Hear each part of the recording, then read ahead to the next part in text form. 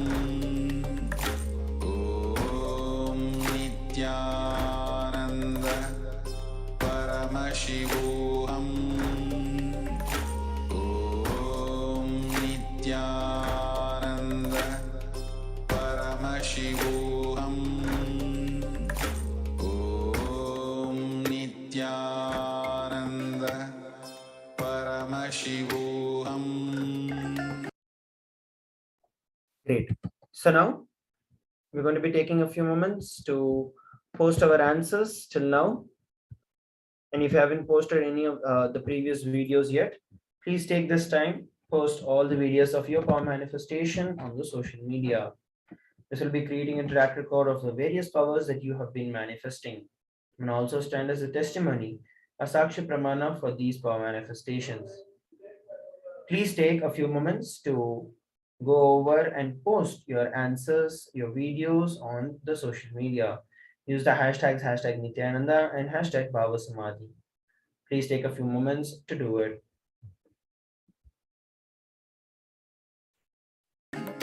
Om Nithyananda Paramashivoham. Om Nithyananda Paramashivoham. Om Nithyananda Paramashivoham. Om Nithyananda Paramashivoham. Om Nithyananda Paramashivoham.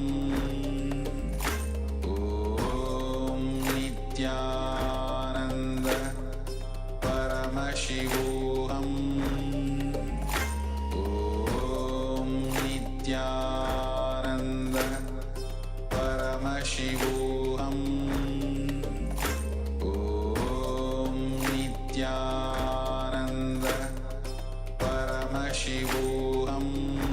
Om Nithyananda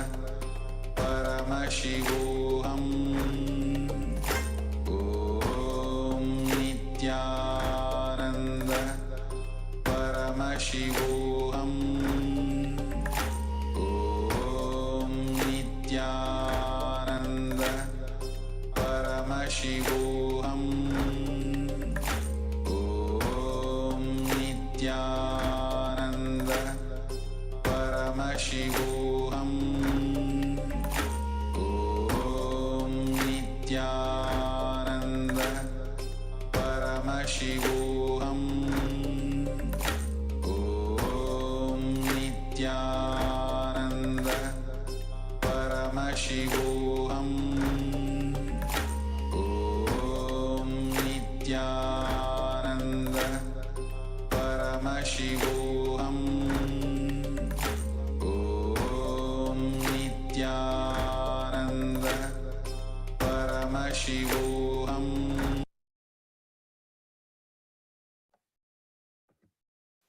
Yes, so hope that every one of you have manifested the powers and also posted in the social media the results of your power manifestation. And I also request every one of you to share your feedback to every one of us. Head over to tinyurl.com/KAILASA program feedback and give your feedback about the Bhavasamadhi Darshan. So with that, let us offer our gratitude to Swamiji and end the session with the Purna Mantra. Om Purnamadav Purnamidam Purnat Purnamudachyate Purnasya Purnamadaya Purnameva Vashishyate. Om Shanti Shanti Shanti. Hari Om Tat Sat Sarvam Bhagavad Shri Nithyananda Paramashivoham. Om Nithyanandam. Thank you, everybody. Nithyanandam.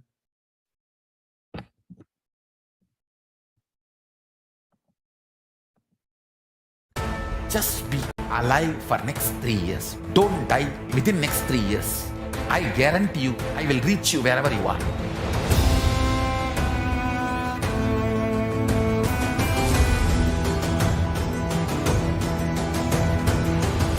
Be alive, somehow be alive for next 3 years. I will reach you wherever you are, whichever corner of the world you may be.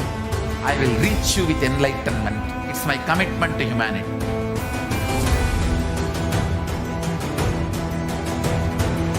I'm going to empower, enlighten each and every one of you with the fuel and energy of the parallel universe.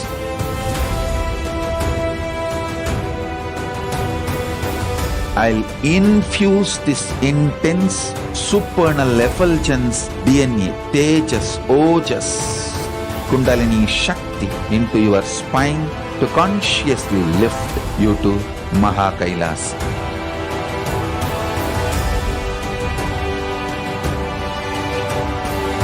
It is irreversible permanent enlightenment, irreversible power manifestation, irreversible permanent empowerment.